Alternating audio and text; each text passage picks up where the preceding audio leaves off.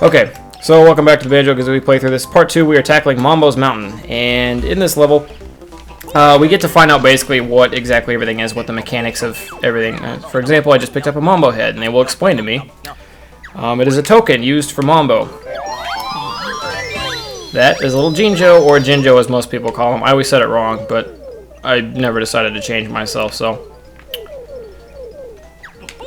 If you read the text down there, it says there are 5 Jinjos in each level, and if you find all 5 of them, you get a Jiggy, and that's what we're looking for. We're looking for Jiggies, because Jiggies open up new worlds. Just collected a musical note, and I need 100 of them. Well, I don't need 100 of them. There are 100 musical... Wow, that was weird. There are 100 musical notes in every world, and I need musical notes to open up random doors throughout Grunny's lair to continue on. So... basically, the 2 things I need most here are Jiggies to open up new worlds and musical notes to get me to different parts of Grunny's lair where the new worlds are. Kind of a lot being hit at you once, but I mean, it's a pretty simple concept once you get the idea of it. They're just like stars in Mario, pretty much. But oh wow, big buffalo. Let's see if this guy has anything to say. Go away, leave my honeycombs alone. So if you ever get drained of health, killing enemies gives you honeycombs to refresh your health. Also, punching these things, or doing whatever to these things, will drop honeycombs, just in case you are running low on health. But, this is Mumbo's Mountain. It is the first level in the game. Relatively simple, just kind of get a few more basic moves that you're going to be using for the rest of the game. Get everything figured out. So this is a very small world, but it's a good layout for how the rest of the worlds are going to be. So here's a Bottles Hill, and we need him to learn moves. So what do you got? The Talontront will let Kazooie tackle steep slopes with ease. Sounds useful. How does she do it? Hold the right trigger, then press the left trigger. Continue holding the right or left trigger while moving Kazooie around. Blah, blah, blah, blah. We know all this. So, now I have Kazooie. Running on Kazooie, not only am I faster, well, hold on, I picked up some eggs, and Kazooie can learn to use us as ammo. Mumbo head back here in case you are playing through the game with me. Let's get this Jiggy while we're here. Gotta find 10 of them in every world. Okay, so there's 100 notes in every world, 10 Jiggies in every world, in case I didn't cover that yet. And when we're ready to leave, we just jump on the pad, blah, blah, blah. That's one thing. There are a few differences between this game on the Xbox 360 and this game in its original Nintendo 64 version. First of all, for speedrun purposes, if you're trying to beat the game as fast as possible, there are a few more glitches and quirks in the Nintendo 64 version that, excuse me, a few more glitches that make it a lot easier to get through this game a lot faster. And secondly, in the Nintendo 64 version, if you're an experienced player such as myself, you can skip dialogue boxes. For example, I've played this game so many times, I probably have every dialogue box that they're going to give me memorized for every move, every next level, everything you can imagine. I know what they're going to say, so I don't need to hear it again. And some of them get kind of lengthy. And there's nothing I can do to this hut, so let's see if there's anything around. But yeah, some of the dialogue boxes get kind of lengthy. In the Nintendo 64 version, you could skip dialogue boxes. In the Xbox 360 version, unfortunately, you can't. But that's not going to bug you guys too much, because you probably haven't seen this stuff before.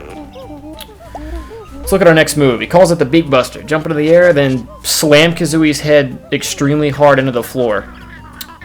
Kazooie doesn't like the sound of it, but it doesn't matter, because we're going to be slamming Kazooie's head into a lot of things. So, maybe that'll help us with this stuff. Okay. Break the hut down, get some notes. I can be on Kazooie, I forgot. If you haven't played this game and you are watching the playthrough this far, consider what you've seen so far to be kind of like a preview. And if you have an Xbox and the money and the time, like I said before, it's a short game, I would definitely recommend go buying it. I'm going to leave that Jinjo there for reasons I will explain later. Alright, darn purple guy. I don't even know what those things are called. I have officially collected enough notes to break the first note door. Darn it. Alright, so I'll take care of him. And this is a free guy, not that you need him. Unless you're really new at the game and having some troubles. Look out for me, I'm an extra life. Yeah, we had that established. I'm also going to leave this puzzle piece here for, again, reasons I will explain later. But while I'm here, I am going to get... This is Mumbo's hut. We're at Mumbo's Mountain. This is Mumbo's hut. We'll find out more on him later. I just wanted to get the Jiggy out of his eye. Side note, in case it matters. As a child, I never knew that they were called Jiggies. They really only talk about them being Jiggies that one time when he very first says, I'm a Jiggy, and other than that, they don't mention it anymore. So, I always called them puzzle pieces just because that's what they were, but official name is Jiggies. Oh, I missed it. I'll go back for that later. There's a honeycomb piece there. You remember the 6 we collected in the first part? There are 2 of them in any given level. Again, there are 6 in that opening Spiral Mountain sequence, but then after that, there are only 2 per level. So, of course, 3 levels means you get an extra life piece. And that's always nice. Especially if you go on and... Hold on, I'll talk about it in a second. Let me get my Jiggy real quick from Conga here. I will be going for the 100%ing this game. I'm not just playing it to beat it. I am playing it to... Okay, so this is a little chimpy. He wants an orange. I kind of forgot to go talk to him before, but I knew he wanted an orange. So I went over to Conga's tree and I got little chimpy an orange. And he repays us by magically making a Jiggy show up out of a stump he just raised out of the ground like Jesus. Excuse me. Totally lost my train of thought, but look, we're at bottles. What do you got for me? Time for the buzzard to learn the ancient ways of the egg. This game has a very nice sense of humor, and it's about to be shown right here. And by nice, I mean funny.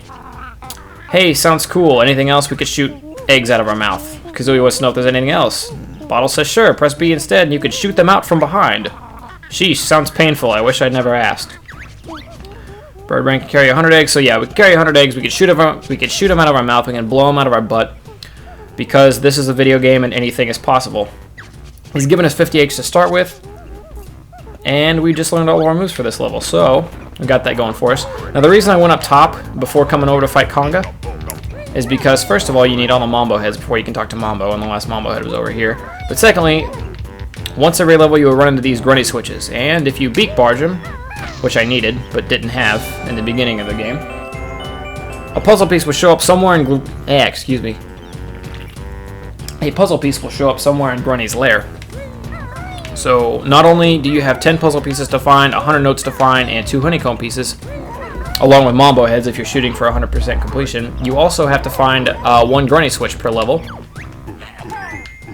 And then once the level's over, you're probably supposed to go get that Grunny switch, would be my guess, but you do whatever you want.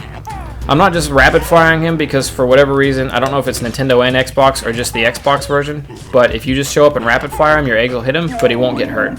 There was 1 egg in there that I fired. If you saw it a second ago, it hit him, but nothing happened. And if you just sit there and fire 3 eggs at him at a time, he won't get hurt for whatever reason, so I always look out for that. Now, the Mighty Kong has been defeated, but once you pick up the Jiggy, he'll start throwing oranges at you again, so don't think it's permanent. But those are all 3 of the puzzle pieces I need over here, so I'm going to get the... Make like the sheep and get the flock out of here. Side of the hill, we've got notes. I think I missed some notes on the other side of the hill. I'll pick those up later. There's a hill over there, near the entrance to the level. I didn't quite get everything. But, there's that Jinjo. I may as well start explaining why I'm leaving puzzle pieces over by Mumbo's Mountain now. That's because once you go to Mumbo's Mountain, you could turn into a little termite. And if you'll notice when I pick up Jiggies, I have to sit there and I have to do a little dance every time I pick up a Jiggy. So, for the sake of saving time, I like to wait until I'm a termite, because when I'm a termite and I go to pick up those Jiggies, he doesn't have to do a little dance or anything like that. So I'm going to pick up the last Jinjo here. I'm not going to pick up the Jiggy, because if I pick up the Jiggy, he has to take time out of his day to do a 4-second dance that I just don't feel like waiting on. So if you're playing through this game with me, this is the Juju thing. You shoot stuff on its mouth and he lowers one, but you want to leave the last one here because honeycomb hidden up top.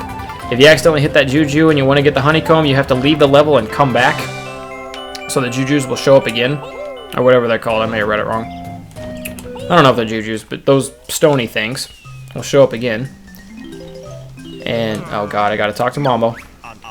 Me Mumbo, best shaman in all game, can help Banjo and Filthy Feathered One. Watch it, Hut Boy. Mumbo's magic tokens hid by Witch. Find tokens and Mumbo help you. Ah, Banjo has plenty. Stand on Skull and press X to see Mighty Mumbo magic. So we're about to find out what Mumbo's magic was, but I already gave it away. It's you turn into a termite. Side note, if you're playing this game, always check the top of Mumbo's hut. Always. Sometimes there's just eggs, sometimes you'll find feathers of sorts. But there's always something up there. Sometimes there's Jinjos, sometimes there's honeycombs. You don't want to miss anything important in Mumbo, so that's always a good place to look. So let's see what his magic does. Behold, I am the mighty termite. Mumbo's magic, free to change back. You come when ready. So if I ever want to stop being a termite, I just head on back into Mumbo's hut, and all will be taken care of. But now to pick up some puzzle pieces. Look. Pick up the puzzle pieces, no dance. It's a real time saver. Not that I need to be saving time. Like I said before, I'm doing this playthrough nice and casually, so that way you guys can get all the enjoyment. I'm going to try to stop when I need to and read all the dialogue boxes, which is normally not what I do, but it's for the enjoyment of both you and me, and I'm happy to be introducing you guys to such a great game. So I have no attack. I can't hurt these big-ass termites here. So I can only hope to sweep in and pick up those notes once they step away from them. Again, if you saw me when I came in here the first time as Banjo to get the Mumbo head, I can roll into them, they die in one hit, but as a termite, I have nothing. You have to be a termite to climb these walls because even as Kazooie, the walls are too steep for Banjo Kazooie to get past even the first ring. Unless you're playing the Nintendo 64 version, in which case there are those weird glitches I told you about earlier where you can't figure out your way through. Okay, you remember that honeycomb thing I said I missed earlier? Well, the good thing about the termite is the termite can scale walls no matter how steep, unless of course they're straight up and down. So now I have both my honeycomb pieces. I'm cleaning up the notes here. I have officially all 10 jiggies. And you'll hear an extra ditty. And extra special little tune when you clean up the last jiggy. And if you're Banjo Kazooie, when you pick up the last puzzle piece, they will do a funny little dance for you also. Along with the funny little dance they always do when you get the 10th. Or when you get any jiggy. So I officially have all 100 notes. All 10 jiggies, both honeycomb pieces. If you're going for the 100% completion like I am, where you want to complete everything in the game, that does not include... Remember when I said termites can climb anything earlier? If you're going for the 100% completion of the game, that does not include Mumbo heads. So just long... Oh yeah, Mumbo magic gets weak. The reason I waited to be a termite till the end is one, I needed to be the termite to leave the world and climb on top of Mumbo's mountain to get that puzzle piece, because there's no other way to get it. And two, if you just leave the world after that, Mumbo will turn you back. You don't have to go back into the world and climb all the way back up to Mumbo's hut to turn back into Banjo Kazooie and then go all the way back down and leave the world. So to save time, that's why I waited to be the termite till the end. Run into bottles again. This is a note door, sealed by Grunny with one of her powerful musical spells. It's funny that he calls him jam jars, but we'll get to that later. So basically, if I collected enough notes, I can open up the door. Banjo, being a dumbass, asks how many notes we need, although a 50 is blatantly shown on the door. And lucky for me, I have more than 50. I have 100 because I collected them all. So, we open it, we're happy, we bow to the camera, and off we go. That door was easy, you got past. Unfortunately, you're first and last. Okay, Grunny has no faith in us, which is fine. Surprised she's not turned into anything else yet. So, we have a cauldron here, but I will get to that after I get the Mumbo head back here. Alright, let's check out what this guy is. You've activated a magic cauldron. Find two the same color to create a shortcut. Alright, buddy, you got it. But first, let's check out the place. It appears to be another witch or fairy. I'm going to go ahead and see what she says. Hello there, young ones. I'm Brentilda, Gruntilda's nicer sister. I've crept down here to help you defeat the old hag. It's about time she was taught a lesson. I know all of Grunny's disgusting secrets, and I'll tell you 3 of them every time you find me. Remember them well, young ones, as they will help you avoid a fiery fate. Press X if you'd like to hear them. You do want to hear these, you do want to write them down, you do want to remember them, because come time around the end of the game, you are going to need to know these. So let's get to know some facts about Grunny. Grunny brushes her rotten teeth with moldy cheese-flavored toothpaste. Alright, that's pretty gross. What else she got? She has 3 facts every time, so never walk away after the first one, although I can see some people letting that slip by. She also washes her hair with rancid milk. Yuck. Once again, well, I haven't said it before, but if you haven't picked it up yet, the letters that are shaking, those are the words you're going to need to remember for later on. And she gets her clothes from Saggy Maggie's boutique. Alright. Well, that's pretty cool, I guess. I'm going to run over to this puzzle piece next, see what we got here. Looks like Treasure Trove Cove is the name of the level, so we're gonna to remove pieces that you were never gonna need to remove a piece unless you really screw up, but you push the right trigger to do it. I think it's Z or something like that in Nintendo. I don't know. I haven't played the Nintendo version in a long time, but there we go. 2 more puzzle pieces, and we have another world open.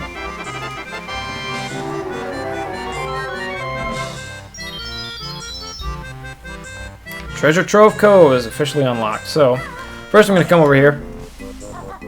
Appears to be a green little footpad here. This is Kazooie's Shock Jump disc.